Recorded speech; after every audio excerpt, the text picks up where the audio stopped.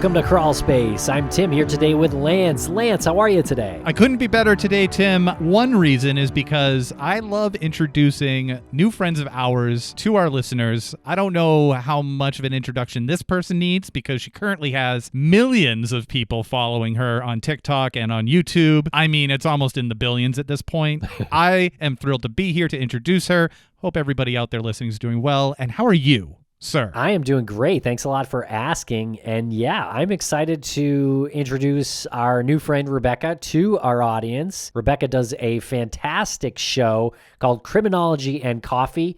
And you mentioned her TikTok page. She does a great job. You can find that at Criminology and Coffee. And that's ethical true crime from a caffeinated criminologist. And that's part of what we talk about today is how people cover true crime and how she's doing it with this ethical focus. It's been the topic a long time now. Like, we've really brought this into focus. And to have someone like her with over 1 million followers on TikTok clearly communicating this is fantastic. And our conversation is about that. We talk about Tyree Nichols, the gentleman who was murdered by the 5 police officers in Memphis, but it's all about the coverage, and her personality is incredible. So she really keeps that conversation going. I don't think anyone's going to not enjoy this. All right, and if you want to hear this episode ad-free, you can subscribe to Crawlspace Premium now right there in your Apple Podcasts app. Or if you're not an Apple user, you can go to crawlspace.supportingcast.fm and you can sign up for Crawlspace Premium. You get every single episode ad-free. You also get early releases and our weekly bonus show. And Tim, I know that we were saying she's got over 1 million followers out there on social media. You know who doesn't? Us. We do not have over 1 million followers. But how can one change that for us? Well, listeners can go follow us on TikTok, Instagram, YouTube, Facebook, wherever else at Crawlspace Podcast or Crawlspace Pod. Thanks a lot for listening, everybody. We really appreciate it. We're going to have a quick break for a sponsor, and we'll be right back with Rebekah from Criminology and Coffee. Thanks to our sponsors, and now we're back to the program. Welcome to the podcast, Rebekah of Criminology and Coffee. How are you today? I am doing great. How are you guys doing? Fantastic. This, for full disclosure for our listeners and for your viewers, this is the first time we've ever met. Yeah. So it's great to meet you, and give a little background as to, like, how did you get to where you are today? I was actually in the Navy for like 8 years. And so, as many people do, when I got out, I was kind of like, what now? So I ended up going to college for criminology. And while in the midst of all that, I got really into true crime media. So I started listening to all of the podcasts and watching all of the TikToks and YouTubes and, as one does. And I noticed in the beginning, I had a really, really big fascination with specifically like military crimes. And I noticed there was one particular case where I couldn't find like a podcast about it that seemed to like really delve into the physical research. And so I decided to do it myself, and I ended up making a YouTube channel where I talked about mostly military affiliated crimes. And then I started delving into TikTok, and once I was on TikTok, I got introduced to like the community of victims, family members, and survivors. And that really, I think, changed my perspective on things and like shaped what my social media standing is now. Well, that's very cool. That's a unique background for sure. And so that led you to start a podcast and a very successful TikTok page as well. You're up over 1 million TikTok followers, which is really impressive. Thank you. Yeah, how did you manage that? I don't really know. I think that as we are growing, as true crime is changing, hopefully evolving in like a good direction, I've seen a lot of good response just from making sure like my content is very ethical, or that I involve victims' family members as much as possible, or give profit back as much as possible. And I think that it's sort of refreshing to see, and people really enjoy that type of like bringing humanity into something that at its core is like rough subject matter. matter. Yeah, absolutely. And round of applause there for bringing the ethics into the true crime community, especially on TikTok, because it's very difficult to deliver a message in those short sound bites and not have them come across as being salacious and, kind of clickbaity. And you've managed to do that. So there's an art form to it. So again, round of applause for doing that and communicating a message to people that is successful. And it's not always about the latest missing white girl or something to that effect. Yeah, I think that, it's really helpful and it helps people understand things in a different way as well. I was actually listening to some of y'all's back catalog today. One of you said a really interesting phrase, the sort of like, if it bleeds, it leads. And I think that it's a problem in our true crime space. The sort of message gets lost in the story, in the details of the story. And I always try to make it a point. I was speaking to Tiffany Reese recently. She does a fantastic podcast as well. But I told her, it's crazy that a lot of times when I speak to these victims' family members, they say people always ask, oh, how was your child, for example, murdered? Or what happened to the person who killed them? But no one ever asks who was your child or what did they like to do or anything really. It's kind of sad. Yeah, we try to make that a point of every conversation we have with a family member is who was your loved one, because so much can be learned from who the victim was. Sometimes you can learn about the killer or about the mystery or whoever made that person go missing or why they went missing in just asking a simple question like that. I think so too. And it's pretty sad that it's not just the, true crime social media, but just kind of media in general forgets that a lot. I recently spoke with a victim's family member. The victim was an infant who was murdered, and the mom said that none of the media outlets that covered it even said the baby's name, which is just, That's horrific. Yeah, it's bad. You had mentioned the if it bleeds, it leads, and I guess that was something that we had said in an old episode. You said that you were listening to the back catalog, and one of us had said that, and that's such an age-old thing. That comes from real old school newspaper. It was the competing newspapers, and one had to be more shocking than the other, and it was that yellow journalism. But yes, it comes from that. So I'm so glad that they have a presence of mind, is someone in your position to say that doesn't apply to this, because it's so easy to say if it bleeds, it leads. But no, we have control over it. And it takes people like yourself to implement that. I do think, kind of like I mentioned, I do think that there has been a new wave of ethical true crime. I noticed, I don't know if you guys have been following the Tyree Nichols case, but I noticed the other day when they released the video, I saw surprisingly to me, a lot of people on social media saying, look, the way they're handling the release of this video is kind of weirdly ethically gray, and instead, let's share this video of him doing something he's passionate about, skateboarding, because we don't need to watch this if you're not in a space for it, or if you don't want to, you don't have to remember people like that. And I thought it was really cool, because when big salacious things happen, that's typically not the response I see on social media. Right. Yeah, and I think the whole if it bleeds, it leads is definitely still in play with mainstream media. And I do think it's people like us, the independent creators, who can kind of wag the dog on that kind of coverage a little bit. So hopefully conversations like this and just being better, asking about the victims and things like that is more of a trend. And I definitely think the medium of podcasting lends itself better to that, because not to make excuses for mainstream media, but a lot of their segments are very short and they don't get to that part, when really they should. I think so too. I think that it is really, really cool to see podcasts or, other media creators. It's cool to see people involving victims' family members or survivors more.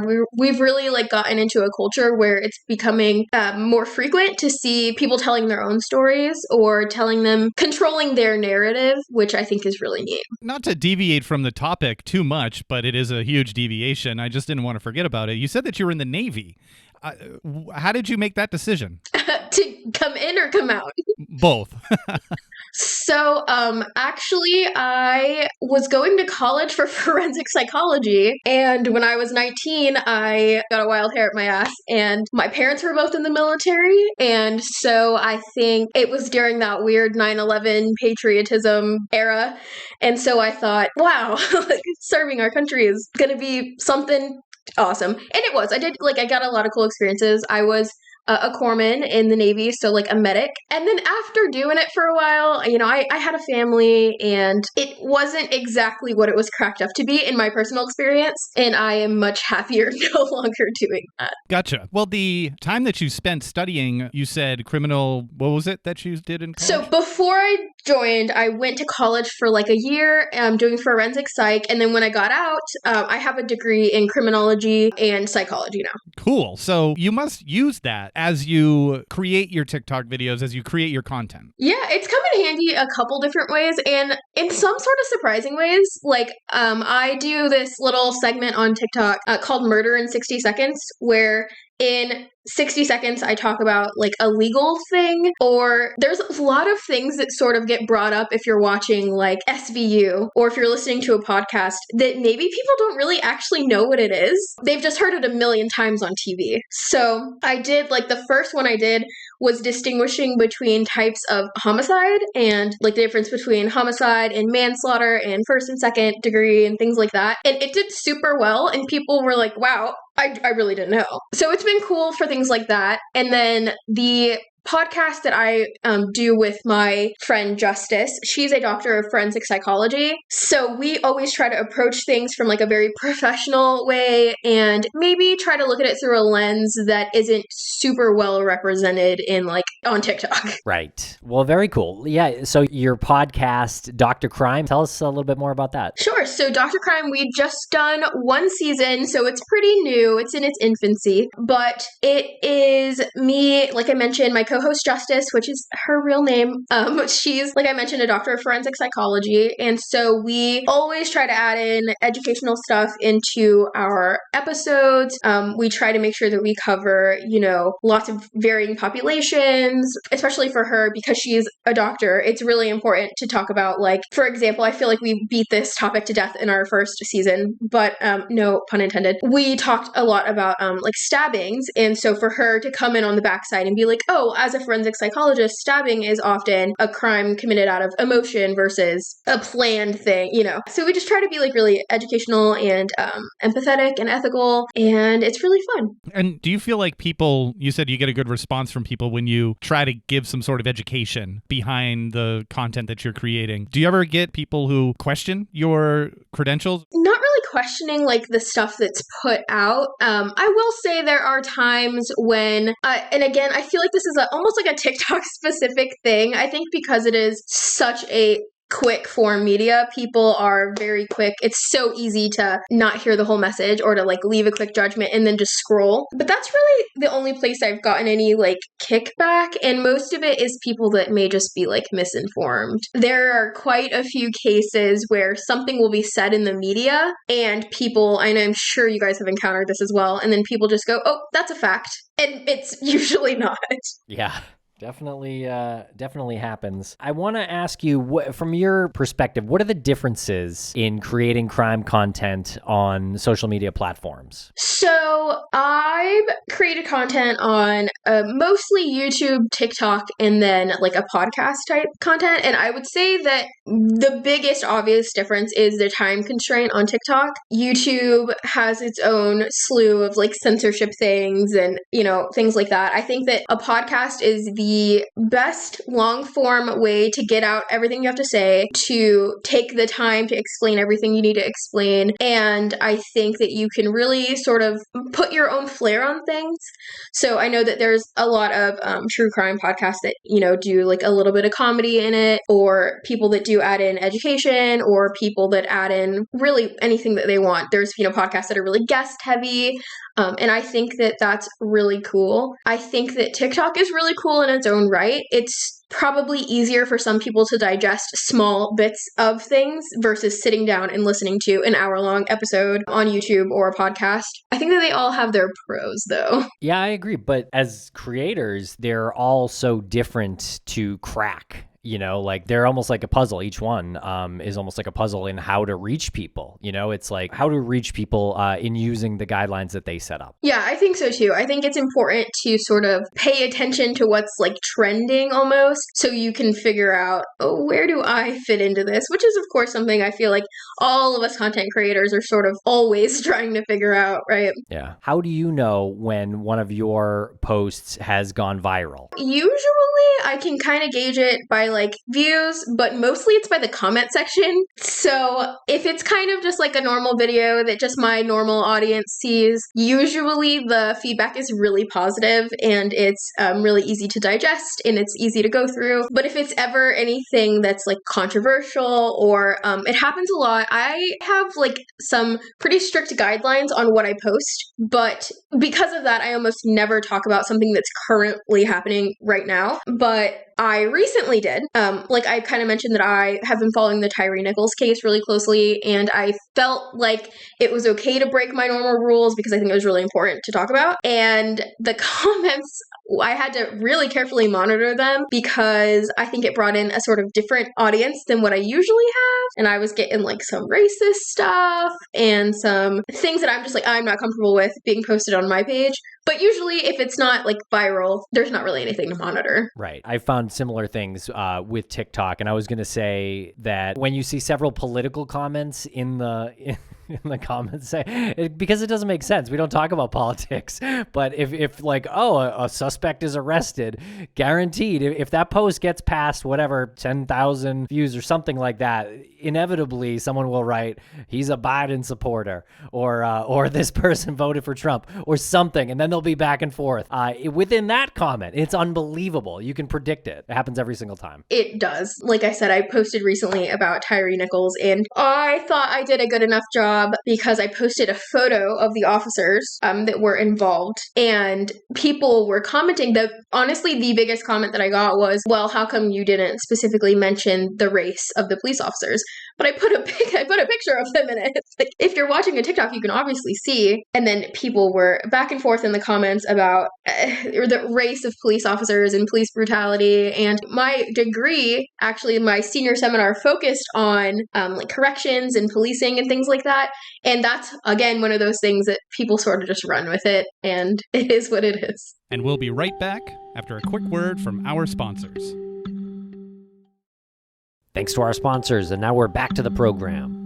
That is wild that you have to, I don't know, experience that, but it's wild that there's a population of people that feel the need that that's what they have to do. Does that make sense? Mm-hmm. Like, really, that's going to be your platform to start spreading your political beliefs? And either way, right, left, center, whatever. But that just doesn't feel to me like that's the platform to do that. It's wild. There have been several videos of mine that have gone like viral that I've had to just disable the comments on because, like you said, people pick that moment and that topic to just go off the walls about something. And it's been for really insane stuff that I would have never predicted. Like, I've had at least one video I've had to disable the comments because people were making fun of the way that a child victim looked. Jeez. Like, what? Why? This child got murdered. First of all, obviously it's never okay to make fun of a child, but a child that got murdered like a family request, meaning their family's in the comments. Their family knows that this has been posted, making fun of the child's appearance. It's wild. Yeah, the comment section really turns into a bit of a Rorschach test, I think, because like I'm sure in that video you're talking about, you didn't put anything about the child's looks one way or another, but people for some reason saw that in the video that you made and decided to write that. And then all of a sudden you have their character on display without even coming close to what they're talking about. Some comment sections have been extremely eye-opening, and it's really difficult. I'm sure like you guys have had cases too that you sort of attached isn't the right word, but that you have like a more personal connection with. And so like for me personally, one of those cases is the Gabriel Fernandez case. And that was one of the videos that I had to turn the comments off because people were being very degrading about a murdered child. I just don't understand. Can you tell us more about that? Because that was one of my questions, was if you had a particular story that stood out to you. Can you tell us more about that one? Oh, yeah, sure. Sure. I have a few. Most of the ones that I feel like I have a closer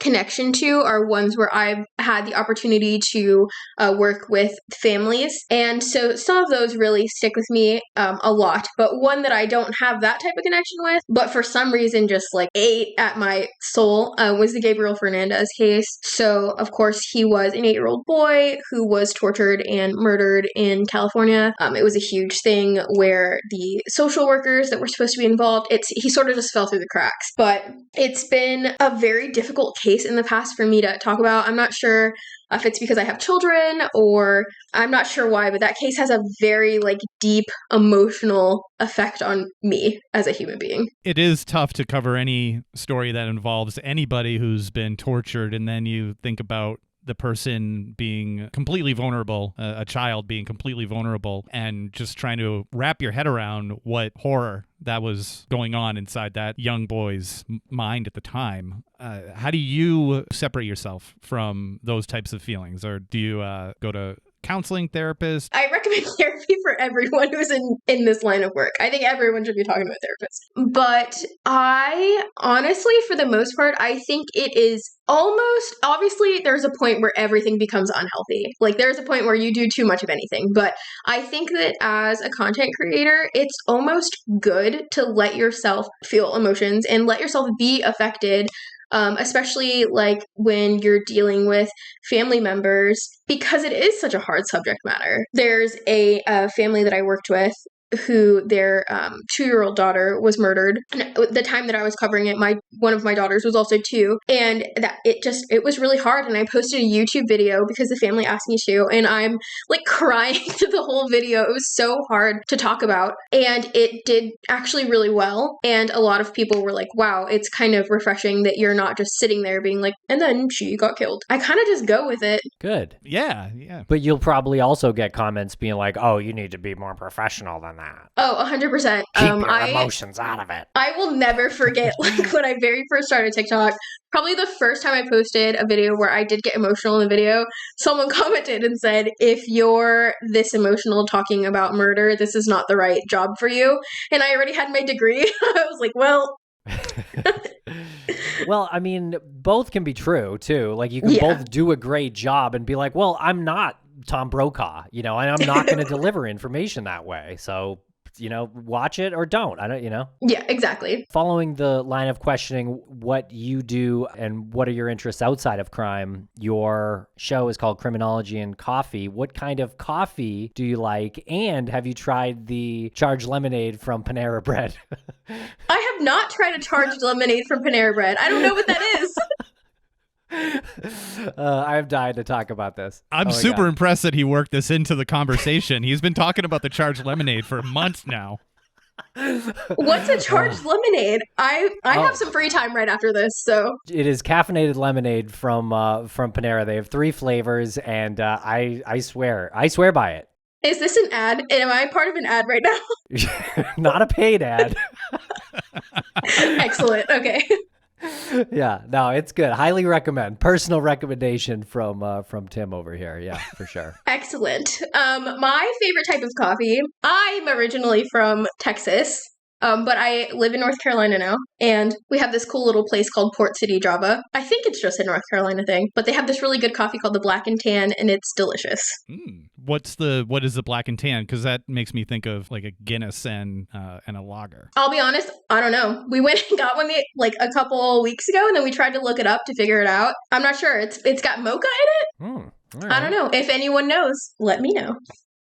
Do you have Dunkin' Donuts there? We do have the Dunkies, yes. Okay. I want to see if we can pivot back to Tyree Nichols a little bit. Is there anything on that case that you would like to say? I agree with not really feeling the need to share the videos anymore because of how disturbing they are to watch. And I do feel like you kind of need to see it, though, once just to understand what happened. Or at least, I take that back. I don't know if I understand what happened by watching it. I understand the circumstances of it. I don't understand how any of that happened, but yeah. What is your take on the situation? How in the world did that happen?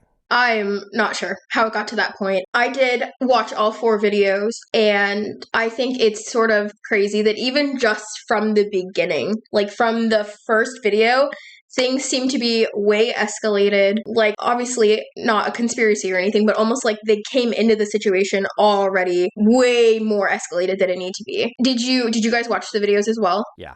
So in the first video, when he's sort of like joking with them, you can tell like he didn't feel threatened by the situation at first. Like he says like, "Oh man, you guys are being really extra." Like, "Okay, I'll get down." To kind of pivot from that all the way to what ends up happening. I've seen a couple like different things about how, in one of them it appears that the officer takes off his body cam, and then in another one you can see them holding his hand and they're yelling at him, "Give us your hands, give us your hands," almost like they didn't realize that Skycam was there and they were trying to manipulate the audio of it to sort of go more in their favor afterwards. It was really shocking to see, and I think that it has opened up really important discussions about race and about the way that our minority populations are treated by police, regardless of the race of the police, which is sort of a new factor that we haven't really seen in big cases before. Yeah, I have a lot of thoughts. And we'll be right back after a quick word from our sponsors. Thanks to our sponsors, and now we're back to the program. Yeah, I haven't seen it because I feel like I need to get in the right headspace to see that. And I think that was released on, was it Thursday night or Friday night that they released that? Friday, I believe. Yeah, so just recently. And when they announced that they were going to release it, I remember thinking, well, I'm not going to watch it right away. So, and I'm still not in the right headspace. And in your opinion, and Tim, you saw it, right? Yeah. So is it even worth watching? Is there something that can be taken out of it to put someone through that distress like voluntarily? I think if you go into it knowing you're going to see something extremely distressing, especially for, people in our line of work, I think it's important to watch it. Yeah. But it's very distressing. I made the conscious decision not to share any of it, like on my social media. It's disheartening. I'm in like a group chat type situation, and we were all kind of talking about it. And I have a friend who's a professor of criminology, and she said, it almost doesn't matter what someone did. Listening to someone beg for their mother is so dehumanizing, especially like an adult male. Listening to someone cry for their mom when we know what happened and it doesn't appear that they even did anything wrong, it's really excruciating to watch. Yeah. I did not make it to that part, I have to admit. I did start watching it and then had to stop it and read the article. Yeah. But I do recommend at least trying, at least trying to see the scenario and then read about it if you got to. But it is extremely disturbing, and I agree the part where he calls out for his mom is just that's just the part that put me over the top. Yeah. I can't even imagine how in the world that happened. And also, that there's going to be a really disturbing video when they put out a press release that, hey, we're going to release a video before they actually just released the video.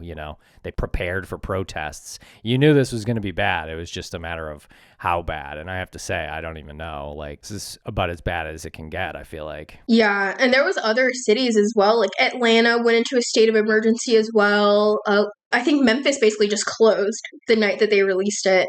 So we knew going into it was going to be rough. And I've seen it sort of likened to the Rodney King video a lot, which I think it was similar. It's a little bit different because it's 2023, so the footage was way better quality. And you can see people's faces and you can hear it a lot better. Rodney King is sort of, you're not in the midst of what was going on. Of course, it was still a horrific video, but yeah, it definitely is something I think if you're going to watch it, you should prepare yourself for, and then kind of just be ready to be like in a weird headspace for a little bit. It is really remarkable that 5 grown adults who have taken the oath to protect and serve get caught up in a mob mentality like that, get caught up in that frenzy. And you talked about the Rodney King video. It's the same deal. It's really remarkable to me that not one of them was able to, in all scenarios, in all of these scenarios, when there's more than one, like no one's able to take a step back and say, let's, we need to back down. We need to back down. It's insane. The thing that like really shocked me, obviously the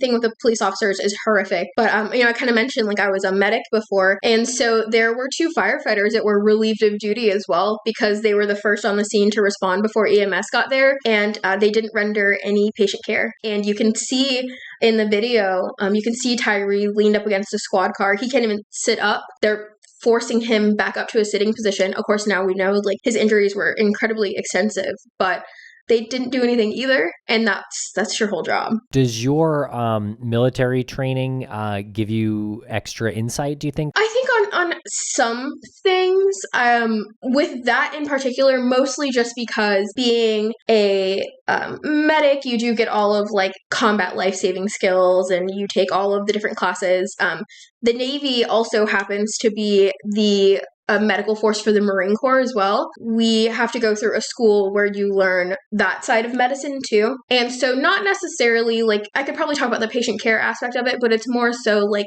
you have a duty to people. And I can't imagine being in a situation where, you know, you get called to a scene and then you just let someone sit there.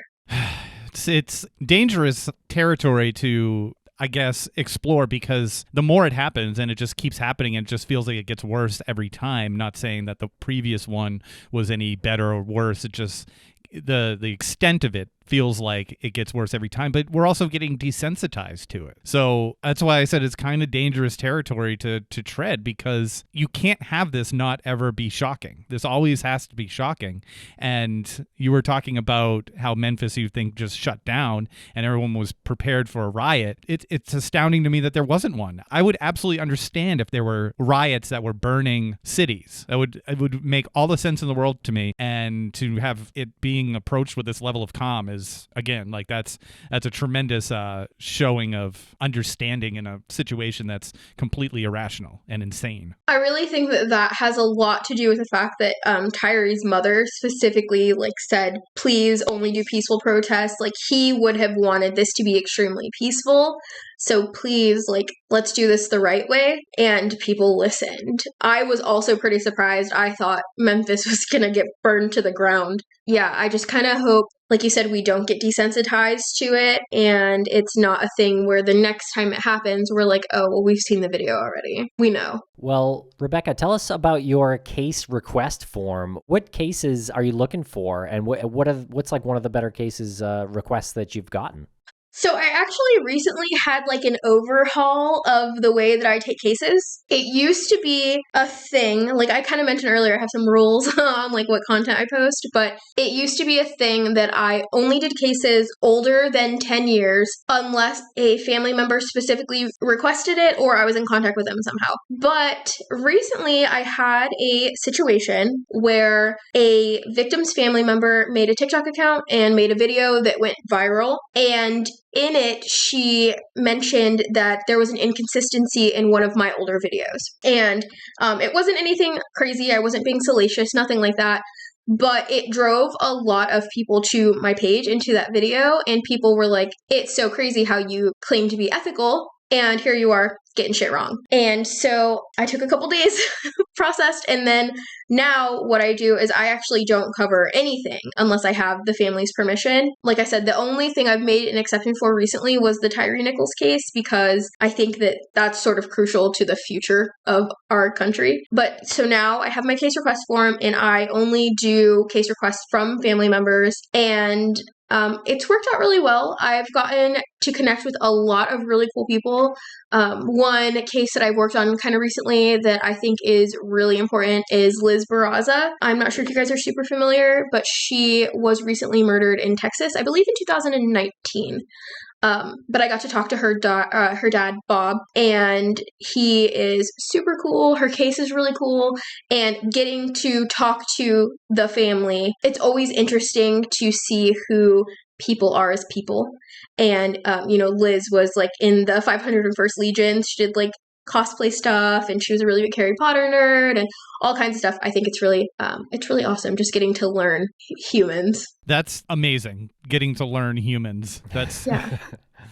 It's not the idea of trying to figure out somebody, right? It's the concept of getting to know something that you don't know, or getting to know someone that you don't know, or maybe seeing some sort of connection between yourself and one of these stories that you're talking about. Is there anybody else that you've covered that you really relate to that maybe has been on the same path as you or similar? So there is a case, and it was a young veteran. She was living in Hawaii. Her name's Selena Roth, but she was living in Hawaii. and she was murdered very horrifically by her husband. And I got to work with her family as well. And a lot of just like the things that she was interested in are things that I'm interested in. We were both like young veterans. She had a young daughter. I have daughters. And just getting to connect with her family has also been really cool to do, and getting to sort of stay updated through that trial and things like that. But there's been kind of quite a few. I feel like it's both a weakness and a strength, but I definitely can like find pieces to relate to in almost every story. Cool. And I just have one more question, which is your feelings on Matthew Lillard. I was not prepared for that question. I'm obsessed with Matthew Lillard. I have a surprise Sydney tattoo. Wow. That's incredible. That is real I love dedication. him. Wow. Yeah, he was great in Scream and some other movies too. Are you a big Scream head? You're excited about Scream 6? I'm a big fan of Scream, but my favorite Matthew Lillard movie is SLC Punk. Oh, that's a good one too, wow. actually. I like that. Yeah, that's pretty obscure though. Yeah. Yeah. 1998. Yeah. Nice. Cool. Well, Rebekah, thank you so much for hanging out with us here today. We really appreciate it. This is a great chat. Of course. Thank you guys for having me to chat about things. Yeah, it was wonderful meeting you, and thank you. You're going to be joining us on Wednesday night, February 1st. We will circle back with you on a specific time. You're going to check in with us during our fundraiser for Private Investigations for the Missing. We can't thank you enough for helping us out with that, so thank you very, very much. Of course. Thank you guys for having me, and I am super looking forward to Wednesday.